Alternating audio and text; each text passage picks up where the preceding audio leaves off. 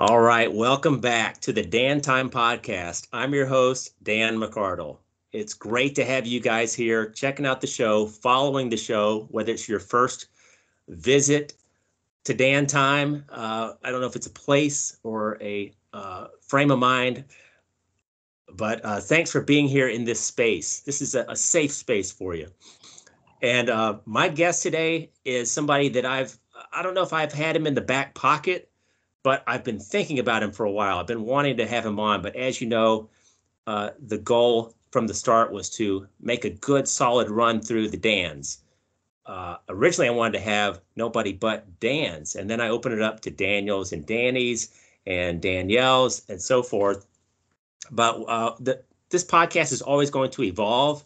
So what you're starting to see here is the evolution of the Dan Time Podcast, and we're getting to some people that are impactful, and their names are not Dan or a derivative of Dan, or you get the idea. So we've landed here on Sean Heninger, and Sean and I go back. I think we go back to the early years of the Clinton administration, perhaps. Me too. At least the mid '90s. Sean probably remembers my first car. Do you remember the Red Rocket?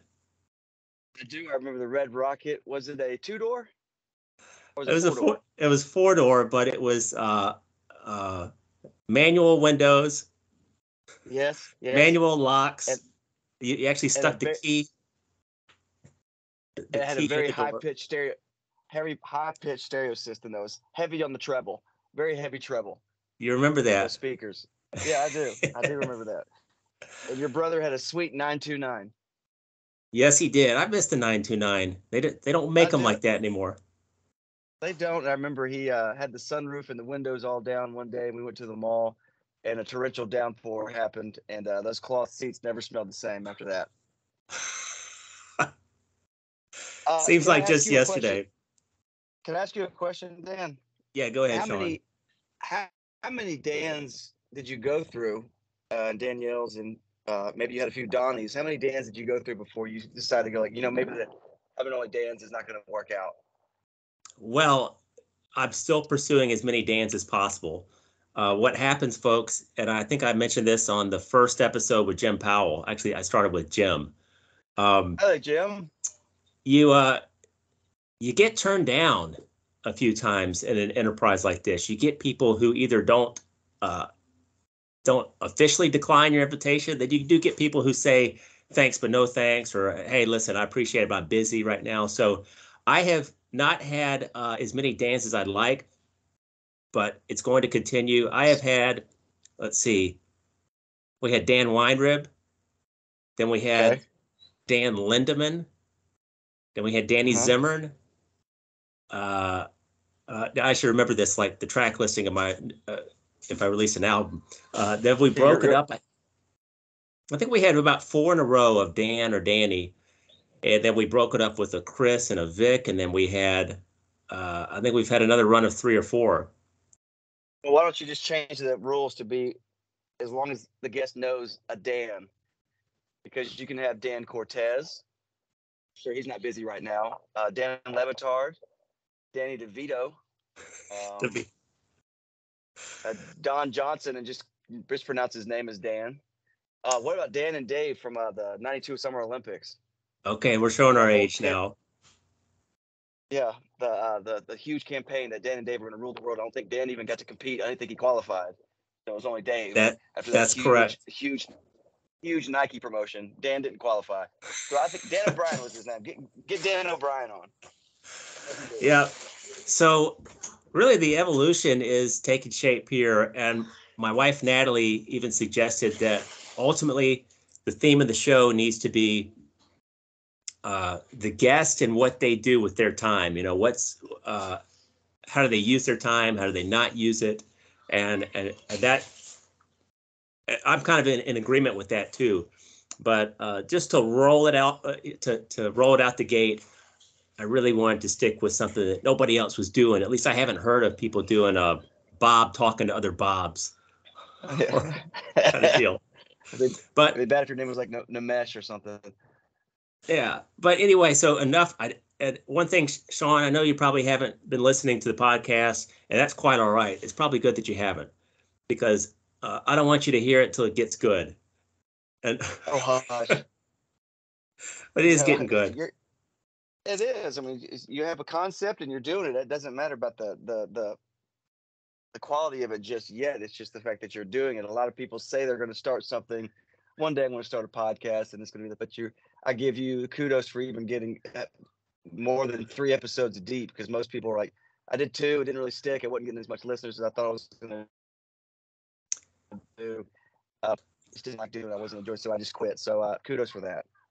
Oh, thanks, Sean. You know, I think that just to get serious here, sometimes on this show you have to let people know when you're being funny or serious. But Yes. I think people this day and age, maybe people who are younger than us by 10 years or so, they might get discouraged too quickly when they don't see things like the number of followers escalating rapidly. You know, that it's not happening fast enough, and their Twitter followers are stuck at 6 or 22, and they want that to be Yeah. 500, and it ain't happening. You have to act like that's not even an issue, and just roll out your product, roll out your idea. Well, it's just being in radio and media for the past 20 years of my life, which is insane. You have a lot of people that say that, I'm funny, or people always tell me how interesting I am and I should have my own show or my own podcast. And you always tell them what I always say is just yeah, because like everybody thinks my stories are so funny and my life is so crazy. Is that yeah? Let's plan your first 2 episodes. But what are you going to do on episode 17? What are you going to do on stuff? Your stories are going to run out if you don't have good quality. So that's the thing with me, is I was always concerned that I could do about 3 or 4 podcast episodes on my life, and then I'm like, I'm running out of material. Yeah, for me, what I thought I could count on, because again, to go out and ask Dan, whoever, whether he's A list or B list or C list, and to just send that blind email, hey man, I got a podcast called Dan Time. I'd love for you to be on it. You have to factor in that more likely 8 out of 10 or 9 out of 10 are going to either ignore you or say, nah, not so Oh yeah. interested. And so you need to kind of count on maybe your existing network, which that's really what's carried the show along, which I haven't gone off track. I haven't gone off my schedule, is because there's always people, and it's not just anybody. I make that a point that, I'm everybody our age doing the things that we've done. You know a lot of people, but I won't have just anybody on the show. You got to have a story to tell. It Well, doesn't mean you have obviously, to have yeah. you don't have to have this endless list of accolades. So I want to make that clear to people if they've been listening and want to be a guest on the show, and they're like, well, I haven't really done anything or been recognized for anything. That's okay. You can still be a guest. But yeah, Sean, I think it's just, and you could speak to Just this, no, it's just you know, just sticking with something. It's relationships take a lot of work. Um, yeah. changes changes in your household take a lot of work. I mean, we've had 3 children. I remember what it was, the stress was like when we had the first, and then the Oh second, yeah. and then now. And Yeah. I We're remember on. when I first met my wife, and things that seemed a little stressful then, it's like that was absolutely nothing. But just It was a breeze. yeah, I think it. We I don't want to generalize that we're people on. give up too soon, but Well, no, there's just stress of everyday life where I mean, like it's all relative to what your stress is. Your 3 kids to my 1 kid. I'm super stressed, but I can't imagine what your stress is with 3 kids. And then you say you go back to how stressed you were with your first kid. So I got one that's constantly on the move. We constantly have to keep entertained. That will not sit still. And then I know a woman that had a toddler with triplets. So having triplets and a toddler, I go, okay, I have no room to complain about how stressed and overwhelming my day is, because it's all relative. It's what you think about, like, because with you with three, I cannot imagine having 3. Because I'm outside right now doing this because he just woke up from his nap, and he is a bat out of hell when he's up from his nap. He's running everywhere, and I was waiting on him to be banging on the window. And once he sees me, I can see him on the in the window right now. So it's all relative, and it's hard to get. I'm a musician. I would love to record some stuff and some ideas I have and write some more things. But it's amazing how people adjust their lives to um, pursue what they love. And it hadn't been an easy transition for me. Inside the house is pretty much off limits when my son is around to do anything creative because we don't have the silence for it. So I admire you for trying to do a podcast with 3 kids at home. Well, that's admirable. That's Uh, determination. well, I'm glad you brought that up because it was something I've been thinking about. If if you're a creator of anything, whether that's art, or you're a sculptor, or you're a screenwriter, or you write music or play music, uh, and I don't know if my microphone can pick up my 2-year-old crying on the other side of the door, but Sean, Pretty awesome. Sean, do you think it's particularly challenging for someone where, like yourself, where the wheels are always spinning, and you've got this great idea, and then, oh my God, I got to go change a diaper, or I can't work on this right now, and I might lose that moment that I Yeah. had. I know it's very frustrating for me, and I have to find ways to deal with it. Well, you're dealing with it right now, and I admire that. But see, I feel that like my wife and I split it 50-50, where sometimes like if it's my turn to rock at night and it's her turn to rock, I use that 45 minutes to get whatever I can done, if it's a piece of work or something else. Um, I can't do anything creative in the house right now. And hopefully when he gets older, I'll be able to have like a door closed whenever this door closed, dad's working. But right now it's just there's no boundaries with him. He goes in the bathroom with you. He cries. He'll throw himself on the floor if you take away a spoon. So we're just at that phase where I just gotta everything creative I do has to be outside of designated square of where I live, and you just have to adjust to that. And then I do some creative stuff on the show where I have to come up with comedy bits every Friday during football season, and I end up just doing those after hours at work because that's the only time where I can kind of have a quiet moment where I'm not worried that somebody has dropped a D in their diaper and have to change them. So it's just constant stuff like that. It's hard, but again, it's all relative because there's somebody else doing. And it's just amazing that you have these musicians that have what they also have like full-time nannies uh, that they're clearly, hey, I have this wing of the chalet that I use for writing. So don't come in here and I'll see my kid on Tuesday. We don't have that. I wouldn't want that, but we don't have that ability to do. And I understand. I wish I could do more, but then I don't have. I think if I had, it's sad because if you get that alone time, my inspiration was, God, I got an hour alone. I think I'm going to lie down and or I'm going to catch up on some laundry. Like my wife and I say, like we have not watched a TV show or a movie in probably a year. All we do is watch Coco Melon and Blaze and Paw Patrol, and it's just like we don't have I don't know when somebody talks about Succession. I was like, I missed the boat because we just don't have time to watch it. Um, so I used to go to movies all the time. I used to read books time. All that's out the window.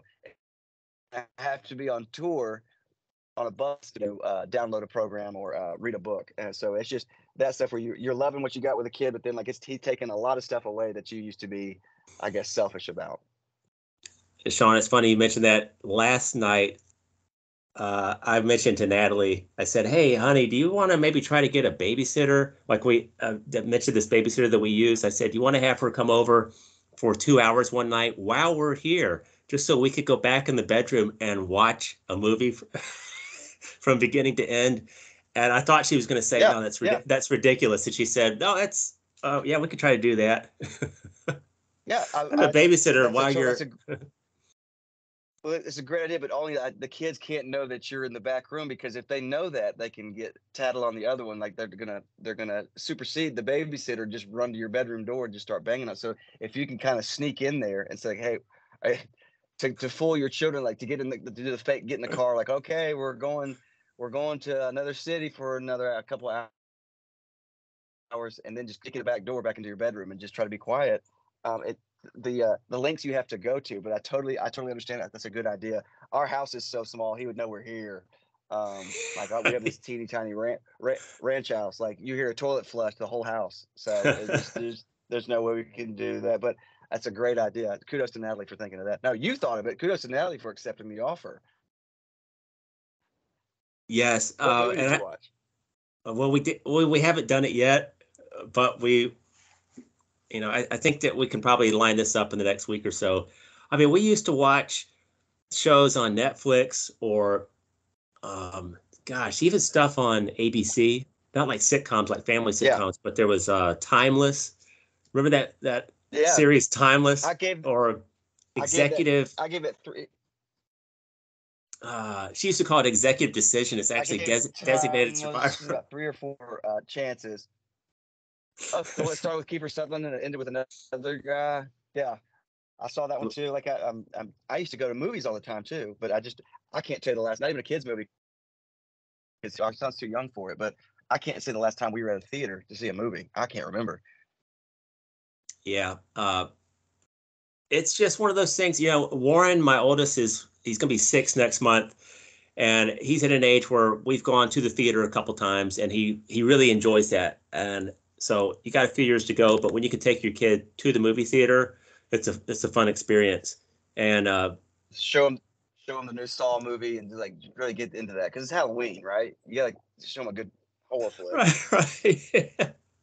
Yeah. What do you for Halloween when you have a baby? How old is he now? He's 17. He's about to be 18 months, so a year and a half.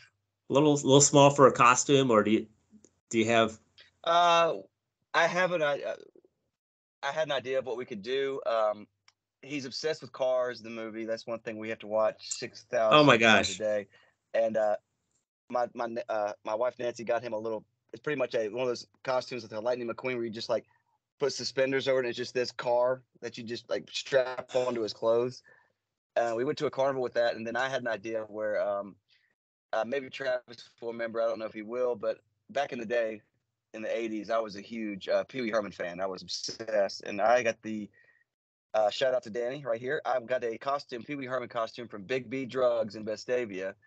The one that was the plastic mask with the rubber band, and it was basically tight. I got the Pee Wee Herman suit, and I was that for 3 or 4 consecutive Halloween. Couldn't let it go. I grew out of it. Like pants were flat. No, and the mask smelled abhorrent. All that child breath that's been in it. And so I decided, since Paul Rubens passed away earlier this year, I thought it'd be great if my son and I dressed up as Pee Wee Herman. We're seeing if we can do it. I don't know if we can pull it off, but there's not many 17-month-old options for a little gray suit that's not like $200. So we're gonna try that, and he's gonna be miserable. Last year he was Charlie Brown because he was just at 6 months old when he was his first Halloween, and we were in the stroller just walking around, and he was over it. I think he was sick too. That's another thing is once the daycare started, we are sick every week with some new strain of a flu or bug or cold or stomach virus. So that's been fun, that adjustment period, especially with your voice as your source of income. What are you gonna do? Sean, I literally can't believe everything that you're saying is extremely and immediately relatable. Like Cars, Warren was obsessed with the movie Cars for 3 years. I mean, he still likes it.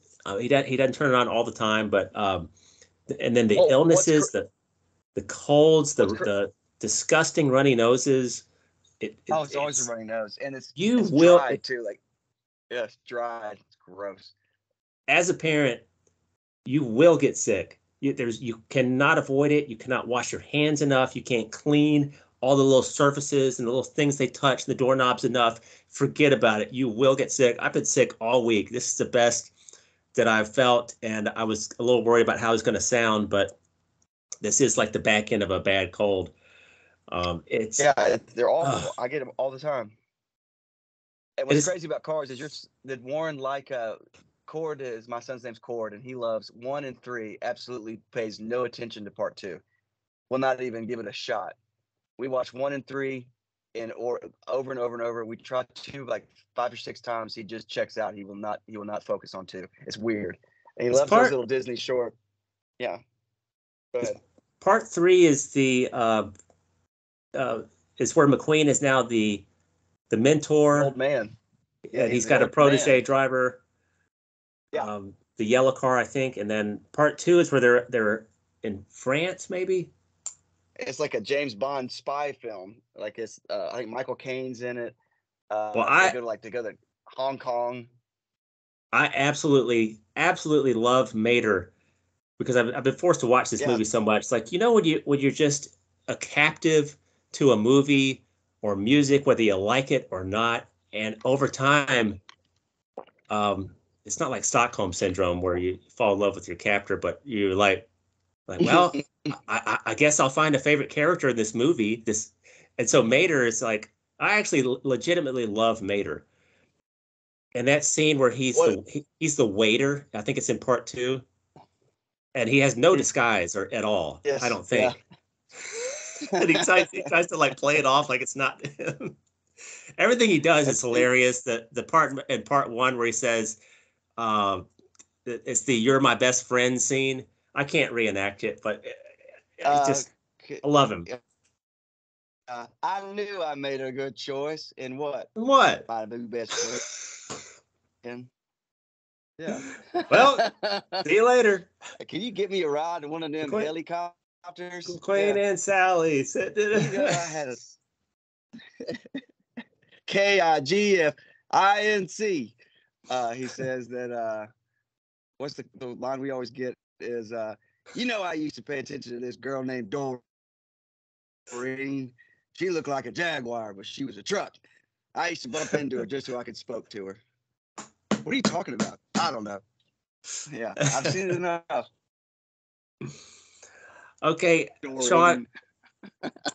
All right, so I've gone long enough in the discussion without kind of, and I may go back and do an intro. With this being a video call, I may just run it just how it is. But usually I do an intro where I kind of go over where you came from and why you've been selected for Dan Time. Well, selected and accepted the invitation. Oh, thank you. Yes.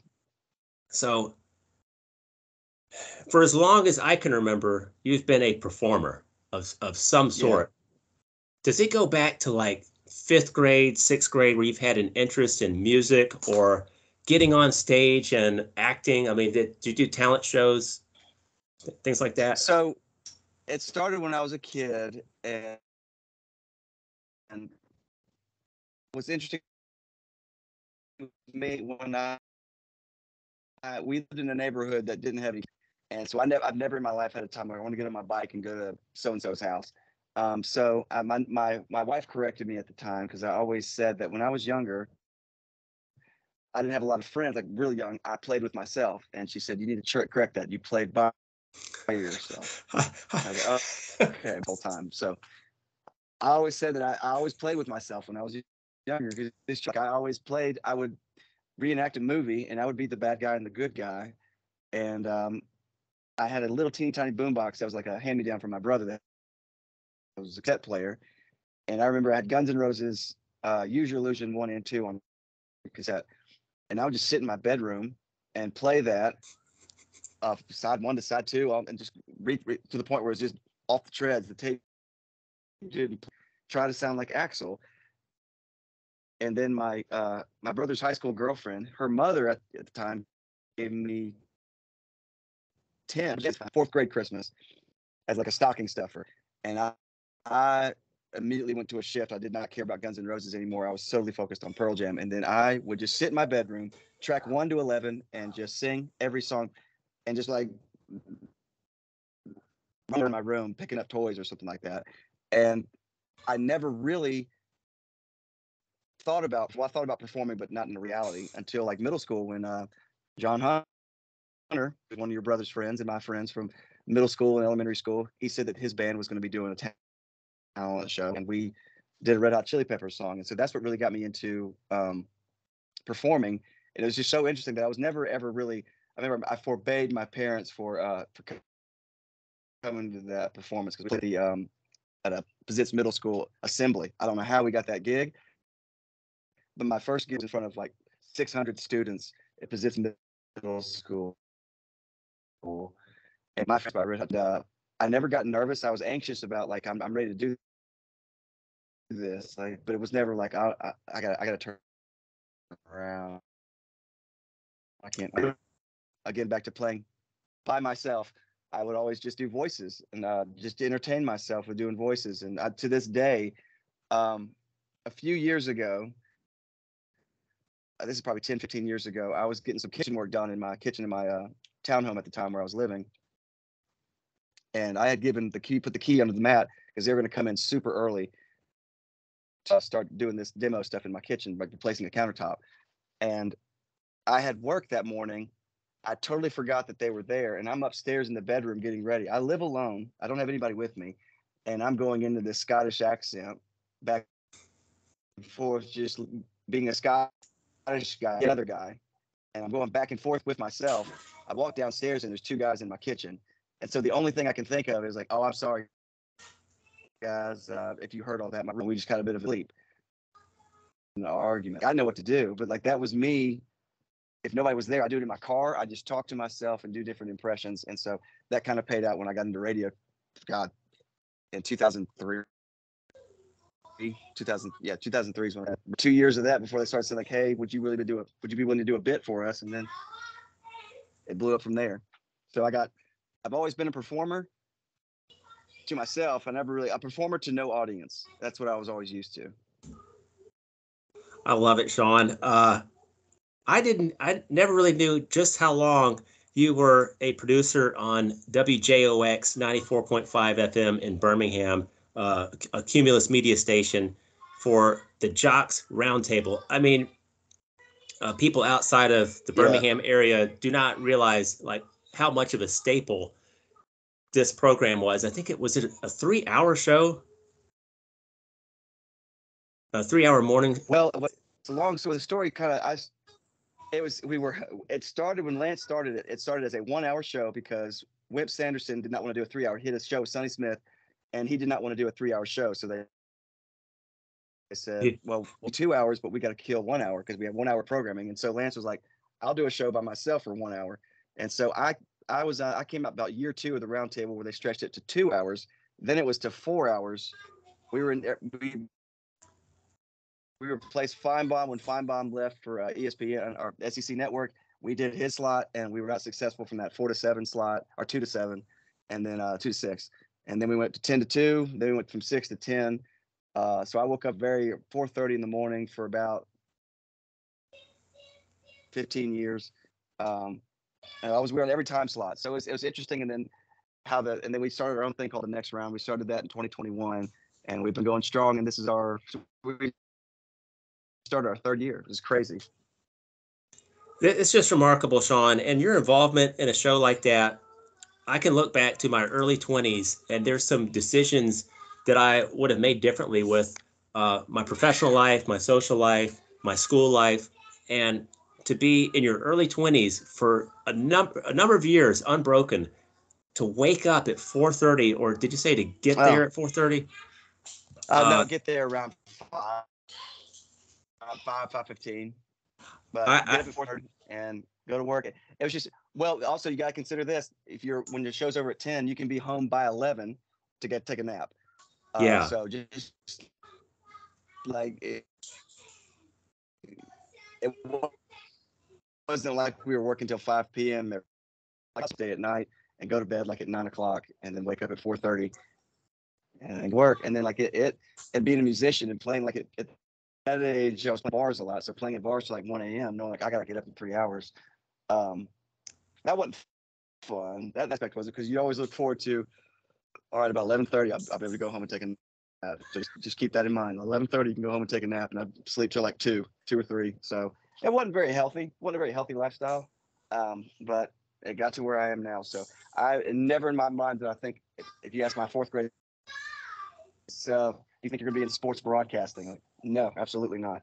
I got into sports broadcasting. It's just a happy accident. Sean, and the audio's cutting out a little bit. I know you're outside your house, but are you on the far end of your modem location, or are you closer to it? I'll get closer to it. Okay. The sun is beating my fair. The sun is beating my fair skin. There we go. We should be good now.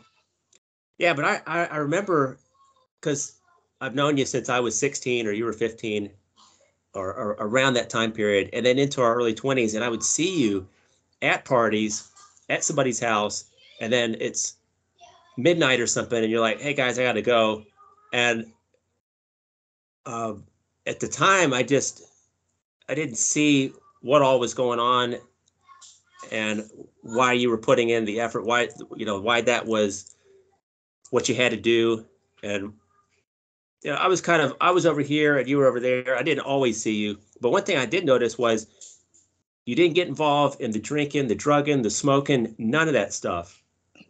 And no, I've never had a drag of a cigarette in my entire life. I think I passed that test in 7th grade. A bunch of people were spending the night at a friend's house, and I remember we snuck out of his bedroom onto his bedroom in the second story you could get onto the roof by just going out of his window. And we went on the roof, and somebody had one cigarette from their brother. There's like 6 guys, and they were like taking drags. And I just remember that day so vividly, because that was the day I was like, no, I got such peer pressure to just do it, and I didn't do it. And I think that almost set a precedent where like I was never really met again about, would you just take a drag, please, of the cigarette? I've never had any illicit drug. I've drank probably 3 times in my life. I just never really got into it. But it's just, I don't know. I just never get into the peer pressure of it. So I'm glad I never smoked, especially being a singer. And I saw a lot of my high school friends addicted to cigarettes. And I guess now the cool thing is to vape. So I never got into vaping either. Yeah, well, kudos to you, Sean, for staying strong. Yeah. I had a question I was going to ask a little bit later, but I kind of want to drop it now. And this is just, a random question. When you look back on, or look at where you are and where you were, where you used to be, your favorite version of your past self. And I've got 3 periods here: 2nd grade, okay. 6th grade Sean, or 25-year-old Sean. I know last place would be 6th grade. 6th grade was absolutely miserable. Yeah, me too. I mean, like that. I was at the height of being bullied. I had an afro. I had really bright red lips because 8th graders would always make fun of me at PE for having said I looked like I wore lipstick. I had fat cheeks and rosy red cheeks. I had buck teeth. I was pale. I didn't have the best body. I did not get any attention from any girls, and I was afraid of girls. So every day, and I was not doing well in school. God, 6th grade was awful. 2nd grade, or 25. That's a close tie, I guess. I would say 25. I'll go 25, and then 2nd grade, and then 6th grade, in a very, very distant last. 25, I was probably still doing a bunch of bar shows like every weekend, but I was single, pretty much doing my own thing, whatever I wanted to do, whenever I wanted to. I'm one of those guys, I don't care. I can go eat by myself at a restaurant. It doesn't bother me. I would go to a movie by myself. It doesn't bother me. And I would do that constantly. Seems like a very lonely presence. But it was I would go take vacations by myself. Like whenever we did SEC Media Days that week, it was such a stressful week for me. I just let it get to me so much. I would take that next week off, and I went to Pensacola Beach. My parents had a little condo down there, and I would go by myself, and my feet would not touch the sand. I would stay on this little balcony they had, and I would read. The only time I'd have any human interaction was when I'd go downstairs and get in my car and go to a restaurant and talk to the waitress or waiter to get my order. Then I go right back to the condo, finish that book in bed, and go to sleep, rinse and repeat for 3 or 4 days. And it was awesome. But that was my idea of like just a perfect vacation. Just turn off everything, no cell phone, just sit there in silence. So 25-year-old me, by 2nd grade me was I was a very emotional kid. So no, let's do the 25. What about you?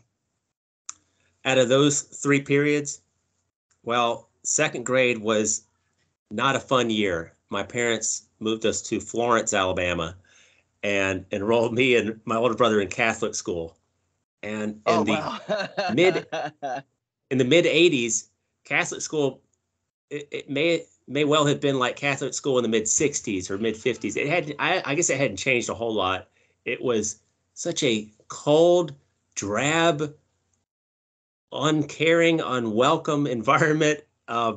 Oh, I had just come geez. from a school system in Northern Virginia that was like on the cutting edge of trying out new teaching methods. And I mean, I had a blast in kindergarten and first grade. I don't remember a lot of stuff vividly, but I remember my teachers, I remember their names.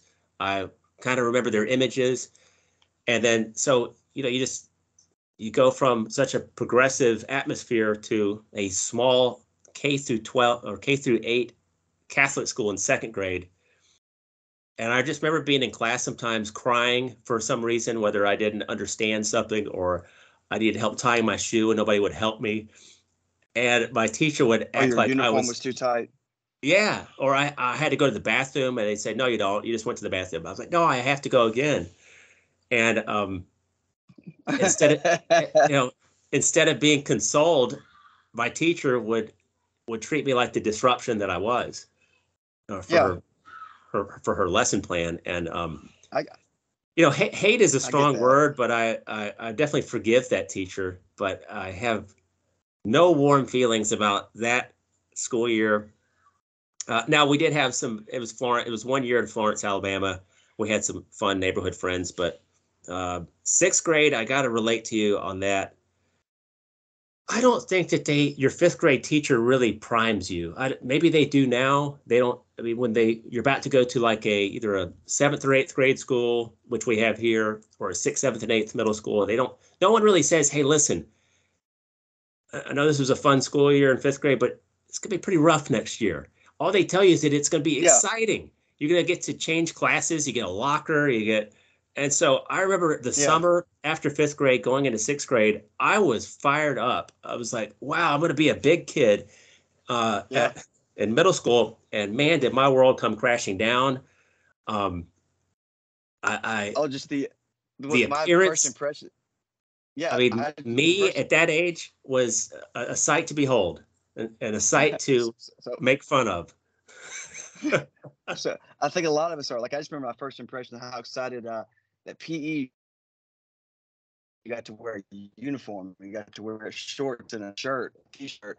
And I remember they was like these teeny tiny lockers, and you put your little uniform in there, and which is crazy to me that your second period I'm going to be running around playing football, smelling like ass, and then I go back into a room and spray speed stick on and go back to math class and go on to the rest of my day. But I just remember that the rule was every Friday you got to take your uniform home for the weekend and wash it. And I I would did that. say 0.3% of people would do that. So that this to this day, smell is one of the biggest memories you have, sensory memories you have, and just I can smell that locker room of just BO and speed stick. stick and speeds. Yeah, right guard and how I was to change in front of people. I remember I made the mistake. Here's a first for you, Daniel. I saw that some boys were wearing boxers, and I was like, I was always wore tidy whities. And I remember going to my mom one day. This is like sixth grade. I saw seventh and eighth grade boys wearing boxers when we were changing it in PE. So I said, I want some boxers. So my mom went to Parisian, I believe it was at the time, and got me some boxers. And I didn't know how they worked. I never asked questions. So I just put Didn't on know how tidy they whities worked. and I just put tidy whities on and put my boxers over my tidy whities. And then I think somebody noticed when I was changing for PE that day because I was super impressed that I had my boxers. So I probably changed a little slower that day. And somebody saw my little Fruit of the Loom waistband coming out of my boxers. And they're like, "What are you doing?" I was like, "What are you talking about?" And I'm like, I got ridiculed for that. So sixth grade was absolute hell. It Hell. was tough. Yeah, I don't miss that. And I guess it's a rite of passage. I mean, I Oh, you have hope to that go through it.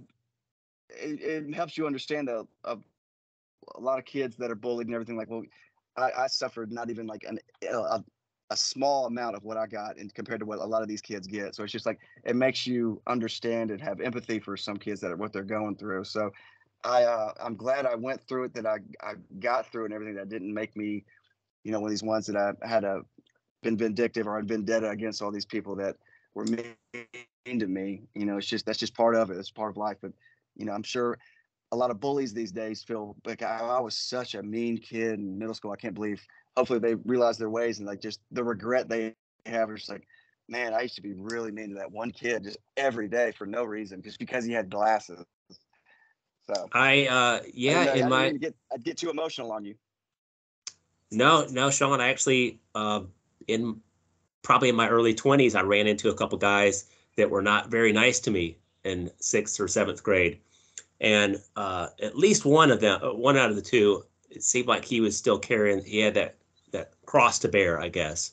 Yeah. And over time, you realize that there's a reason why some, kids aren't born bullies. They are lashing out either at, they have an abusive father or a verbally Yeah. abusive mother, or they've got an older brother that's given them, giving them the treatment every day, and so they're taking it out on somebody. So there's usually a source for it. At the time, you don't understand why someone's being so mean to you.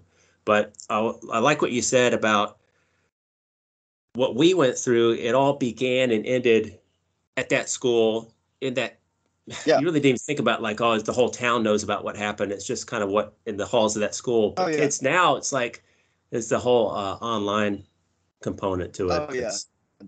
Oh, just knowing that, you think you're friends with somebody and then you see on, I don't know, TikTok, Facebook, that 6 of your friends are having a spend the night party and you're obviously not invited or something like that. So I'm sure that's got to cut Yeah. in a different way to see or just see these kids that like you're being left out of something when they're just bragging about it on social media, or then they could bully you on social media for the whole world to see. That you peed your pants one day or something like that. I just can't imagine that, like the level of embarrassment that happens to kids these days. Mine was strictly to me and probably like 4 other people in the room that saw it, and then that was it. But again, it all goes back to it's relative. Kids are going through far worse than what we ever went through. Yeah. And hopefully they have good parents or good adult role models. I didn't really have coaches so much, or other adult figures outside of like my own dad that Yeah. could kind of give me some moral support and say, hey, you'd be all right, kid. Like I didn't really have a lot of that going on.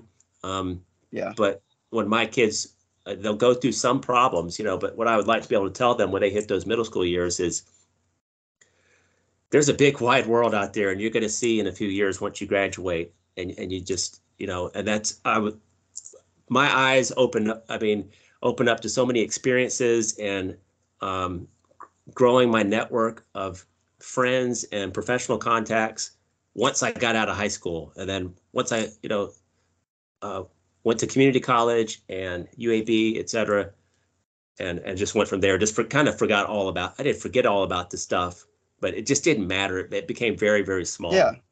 Oh yeah. Yeah.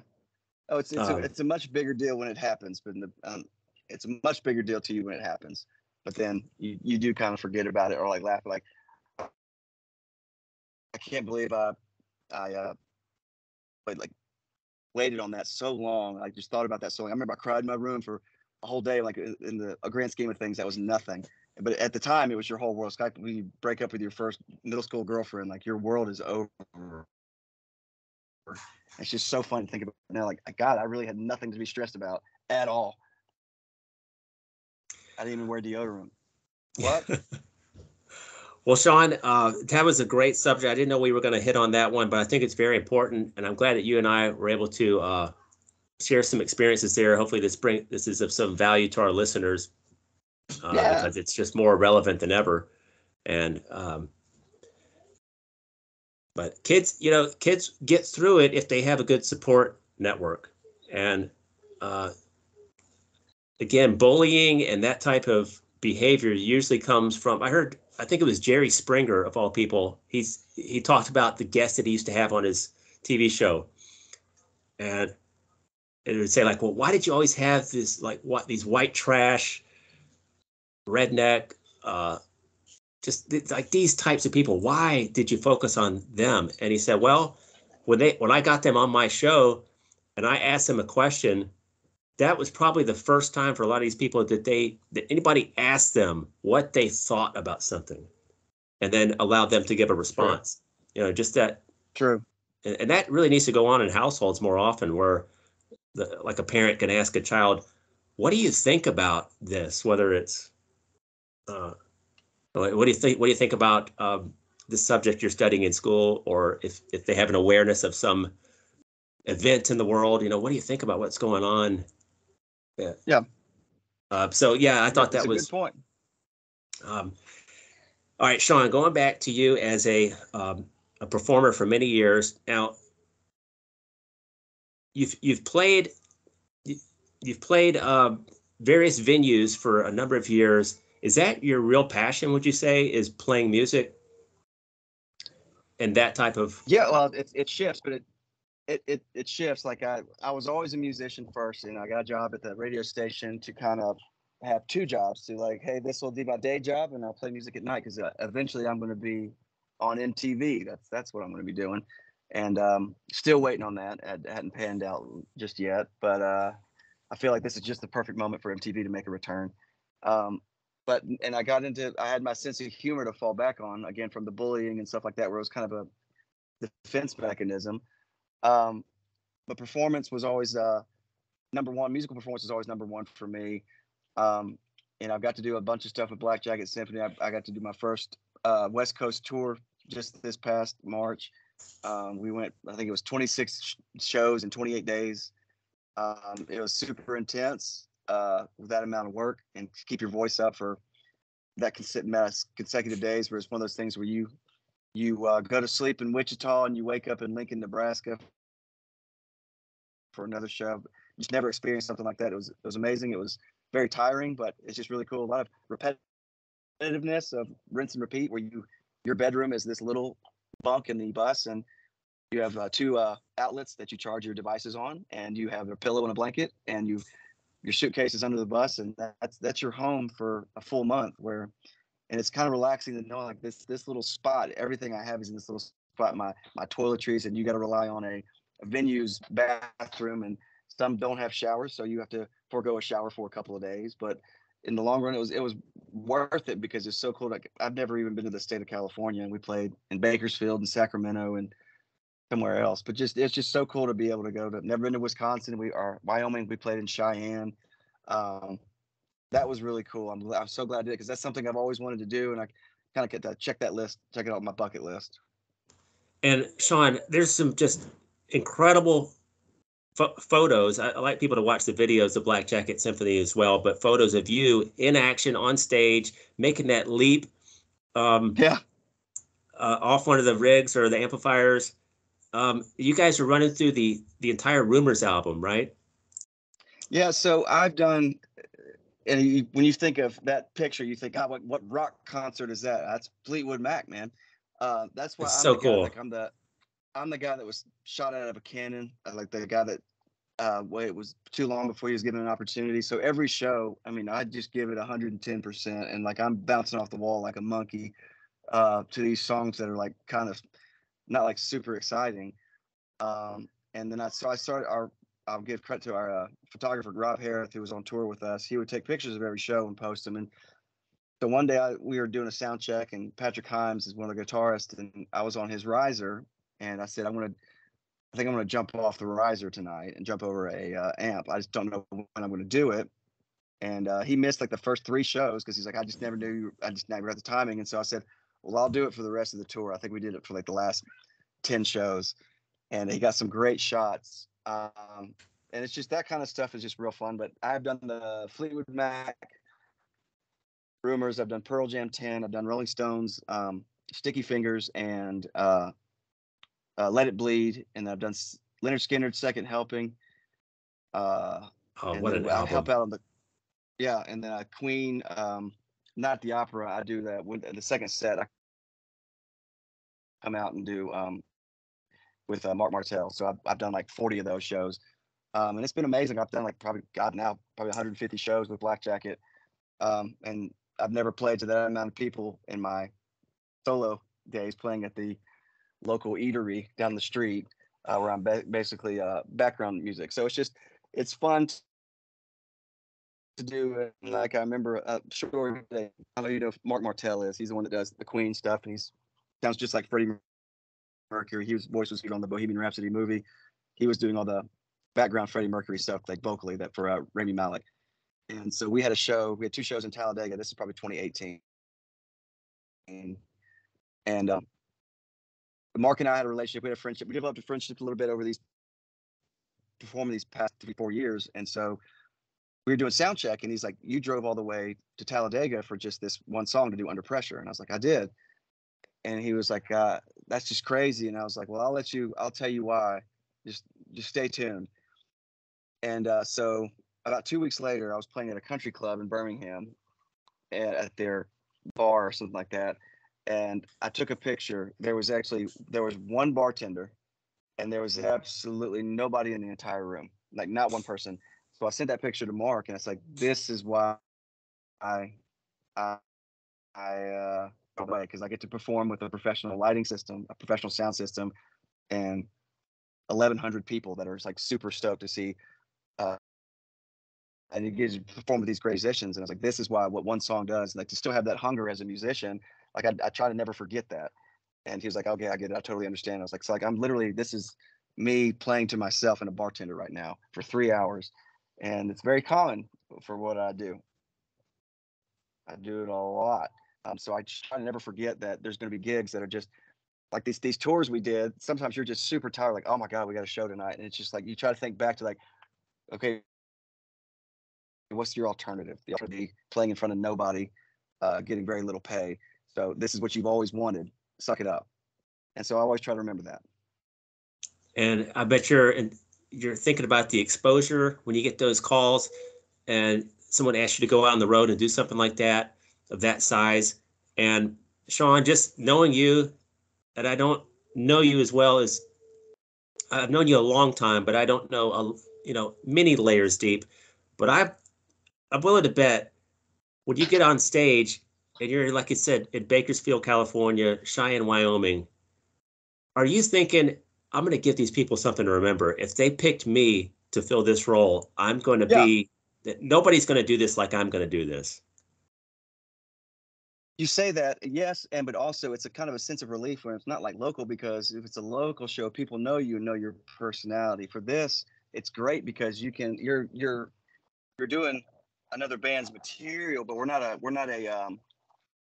tribute band where I'm not trying to be Lindsey Buckingham. I'm not trying to like him. We're just trying to sound like it and then be our own personalities. But what's cool with those shows, nobody in Bakersfield knows who the hell I am, or Cheyenne, or Wichita, Kansas. Nobody knows who I am, so I can almost be this character, super energetic and super into the music and focused, and just kind of let loose to a point, because you're not like, it's not like my parents in the audience and like when they see you afterwards, like, we've never seen that side of you. And it's like you get to unleash that side where it is a character that I've given, because that perform, you talk about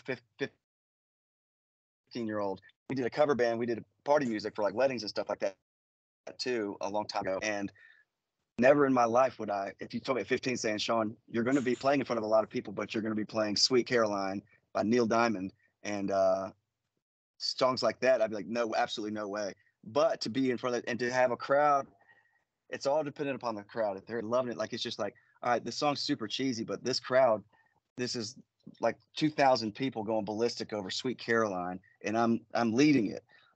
So that was always the motivation and stuff like that. But 15-year-old me would be like, call me a sellout, like you're a loser, and it's like, well, just I tell that 15-year-old version of me, just wait to what you're going to have to go through, and you'll see why. But like, no, it's just that kind of stuff is, it's great to be somebody else, to have develop another personality. There's a performance version of me, and there's a everyday version of me. So I think that's fun to have both of those to scratch that itch. I love it. Damon Johnson from Brother Kane. I remember several years ago, maybe it's been 10 years or more, when he got the call to be the bass player for Alice Cooper. And you're thinking, wow, he's got a pretty good thing going on, either with his solo career or Brother Kane. Maybe not like a huge star, but you get that call, and whether he even liked most of the Alice Cooper catalog, which maybe he did, you just can't, how do you turn that down? Or there's another actually we prompt.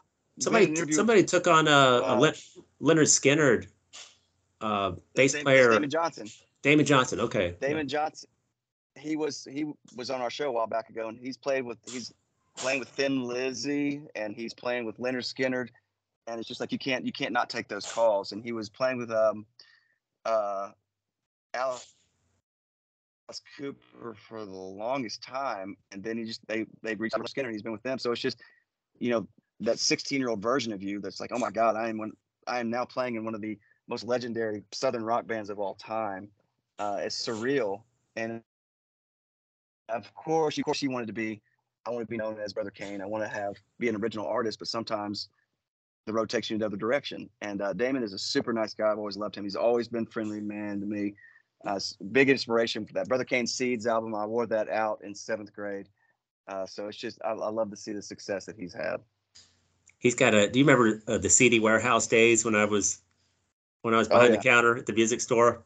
Oh yeah. He put out a solo album back then around 1999, 2000 that I've got on Apple Music now. It's got some great tracks on there. There's, I think, a reworked version of Got No Shame. Oh yeah. But that's what put him on the map. Is Got No Shame. That great Topper Price playing harmonica. So, all right, let's just follow up on this end. I kind of remember your early influences with Eddie and Pearl Jam, and who have you loved since your teenage years, and who have you picked up on that's like a big influence, or who are some musicians or bands that you're a big fan of? So it all started with me musically. I've told this story. The first cassette tape I ever had was Eddie Money in the single Walk on Water. So that would be 1st grade for me. I think it was 87, 88. I had that, and that's what really opened my horizons to singing and being obsessed with music. But Pearl Jam was always number one for the longest time. I loved the alternative scene. I loved the Chili Peppers, Metallica. And what sucks is a musician. I don't give a lot of new musicians a chance. It seems like I really don't discover new musicians. I don't listen to what's hot on the radio on Sirius or satellite or anything like that. So I'm still stuck because of Spotify and all these things. You can just make a playlist of stuff you grew up on, you've always loved, and it's just hard to be exposed to newer artists because it's my fault for not just giving it a shot. So it's pretty much stayed the same. I've been doing these Rolling Stone shows for the Black Jacket Symphony. I've opened my eyes to a bunch of Rolling Stone stuff I've never really even paid attention to. Like there's a song called I Got the Blues on Sticky Fingers. That's easily probably one of my top 100 favorite songs of all time now. And I didn't even, wasn't even on my radar. And same thing with Leonard Skinner. I Need You from Leonard Skinner on Second Helping. Oh yeah. That song was never on my radar until the first time when we covered it, I was like, God, this is a great song. And so stuff like that. And these songs are 60, 50, 40 years old. And I haven't been exposed to them yet because I just never gave them the time of day. But there's really nothing that stands out. I'm trying to think of the most recent artist I like, but it's been pretty much Pearl Jam. I love Tool, Radiohead, Oasis. I can do some Pantera. I just can't do the heavy Is that right? stuff. Like, yeah, I can sometimes do. I respect that. What is the slower stuff? I'm like, what is the slow stuff? This Pantera, Love, first half of This Love. Pantera. Well, my point is, Pantera is more of a melodic. There's still a melody in there. Now, when it comes to bands like Cannibal Corpse, I can't get melody out of that. There's super talented musicians and speed shredding guitarists and everything, but it's just everything's speed. And with Pantera, there's still melody, and the guitar solo is not super fast to the point where it's just like they're putting the song on fast forward. Well, actually, Metallica is the same way. Cemetery Gates. I could see you. I would actually love to hear you sing. Not now, but at some point. Sean, I also remember that you covered, and maybe this hasn't been in the set for a long time, but Metallica's Mama Said, which a lot of fans Yes. are well past that song or have just barely heard of it. It's this experimental track, I guess you'd call it that, that they dropped on the Load album. And Load was Right. so out there anyway. I mean, it threw people either loved the Until It Sleeps, King Nothing stuff, or they were like, oh, this is nothing compared to the old stuff. But you had to get deep into the album really to hear Mama Said. And I was kind of in tune with a lot of hardcore fans at that time, and people hated Mama Said, but I liked Oh, it. I And loved I it. think I think over time, even really longtime fans like that song now. But you You did do a really like, good job of it. thank you. I did on Reload too. That's for Metallica. I'd always go to the slower stuff because it's like this is so out of their element. So I'm interested in, like, and on Reload, I absolutely loved Low Man's Lyric. I would play that all the time because I could vocally do that. You're not going to see me doing uh, Hit the Lights and stuff like that. I got to be able to play slower stuff. And I absolutely loved their version of Low Man's Lyric. And then where I stopped, I've listened to their newer album. I listened to Death Magnetic and all that stuff. I could not get into Saint Anger no matter what. I can't go back to it and get into it. Saint Anger is just too much. It's just I don't. It's like we're trying to prove a point where Kirk said I don't need to play guitar solos anymore. You know my ability. And it's like this sounds like a double. I'm sure they've got to admit now that God, that was probably a mistake. That wasn't our greatest effort. Um, but no, I've always respected Metallica for doing it for 40 plus years. Is super intense, and they're just touring.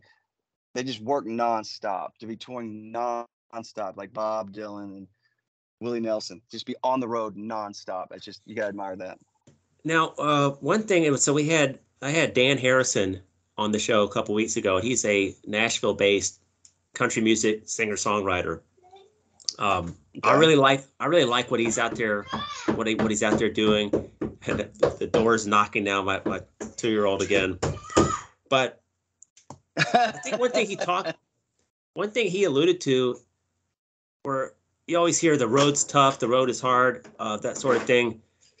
How much of it is just being so out of control of the food that you want to eat, that you'd rather be eating instead of putting this into your body and like eating those um, Goodyear tire omelets at the Hampton Inn or whatever? Were you Well, eating the it's continental hard to say breakfast because stuff? we were no, we never stayed at a hotel. Everything was on the bus, and Oh, usually okay. you get a catered dinner at the venue. It's not like it's not like steak or anything, but it's a nice meal, and we have lunch meats and deli meats on stuff and sandwiches and stuff on the bus if you want to save money, or you could just pull up Google and say like, hey, what's within a quarter of a mile walking distance from the venue, and just like, hey, there's a burger place or a pizza joint, and you get like 3 or 4 guys from the band like, hey, after sound check, do y'all want to go eat lunch here? And we do that, and like that's just really cool. And like we didn't have time to go see the city, so it's like whatever is within 10 blocks of the venue, let's go. Like we played in Dallas, Fort Worth, or we played in Dallas at the House of Blues, and it was probably 10 blocks from Dealey Plaza. So a bunch of us went there because I'd never been there. So we went there, and that's cool to see. And then we went to San Antonio. We were like half a mile from the Alamo. And I was like, I've never seen that. So let's walk over to the Alamo, that kind of stuff. And then you just eat on the way. So it was never we just never had the hotel life where like you're thinking about bands when they first start, they're in a Sprinter van and like, hey, we have exactly $200 between 5 of us all day or for the next 2 days. So we got to spend accordingly. We got to sleep on the van. We got to sleep in the van, or we got to get one hotel room for one person. So I've never been through that struggle fest. So I can't imagine. And you do have Ordering like Metallica. Yeah, the Metallica has dollar all these menu. bands have. Yeah, the dollar menu. Yeah, and just like going to a buffet and just like we're just gonna stay here all day. But I never had to go through that, thank God, not yet. So, but yeah, the tour was great. Got a lot of food, had a lot of quesadillas. Albuquerque, New Mexico, Phoenix, Arizona. I remember if you had to ask me what I had the most in that tour, I would say I probably had 28 days. I probably had 20 quesadillas. I'm a creature of habit. Once you got started on them, there. Hey, this is good stuff. I'm sticking with it. Yeah. Oh Uh, yeah. Well, it's like I'm just a creature of habit. Where it's like this taste. I'm familiar with this. I'll just order at the next restaurant. I'm not going to be the guy that's ordering sushi. Nope. okay, well, Sean, we have covered a lot of ground here today. I, man, I usually try to pepper in so many funny questions.